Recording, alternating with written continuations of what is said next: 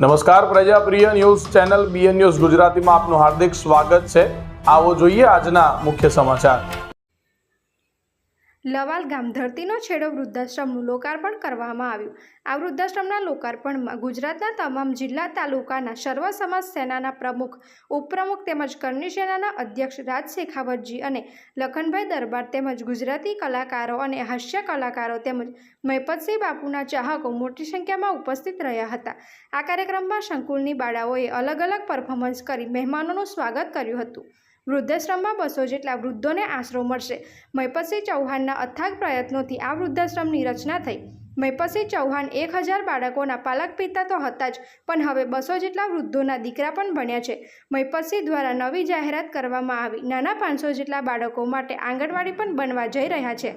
મહિપતસિંહ દ્વારા લવાલ ગામને શિક્ષણ નગરી તરીકે લવાલ ગામ ઓળખશે તેવું જણાવવામાં આવ્યું હતું। રિપોર્ટર મૌલિન વ્યાસ, બીએન ન્યૂઝ ગુજરાતી, વાઘોડિયા।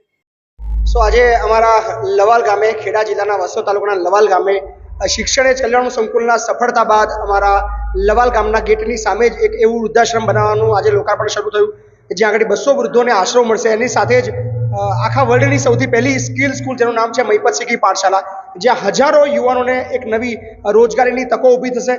એ બાબતનું આજે કાર્ય શરૂ થયું છે અને આ કાર્યને સફળ બનાવવા માટે ખૂબ બધા લોકોએ મને મદદ કરી છે। બધાનો આભાર માનું છું। અને આનંદ એ વસ્તુનો પણ છે કે અમારી ખેડા જિલ્લાની મીડિયા નથી, પણ જનન પર ન્યૂઝ અને બીએન ન્યૂઝ બરોડાની જે ટીમ અમારી પાસે આવી, બદલ એમનો આભાર અને બહુ બધી શુભેચ્છા આપું છું। થેન્ક યુ સો મચ કે તમે અમારા કાર્યક્રમને કવરેજ આપ્યું। ખેડા જિલ્લાના પત્રકારોને કદાચ શરમ આવશે, પણ બીજા પત્રકારો છે જે સારું કામ કરે છે। ખૂબ ખૂબ આભાર તમારો। ચોક્કસથી આજે મારો એક નિયમ છે કે એક ટાસ્ક પૂરો થાય ત્યાં બીજું નવો ટાસ્ક મૂકું છું।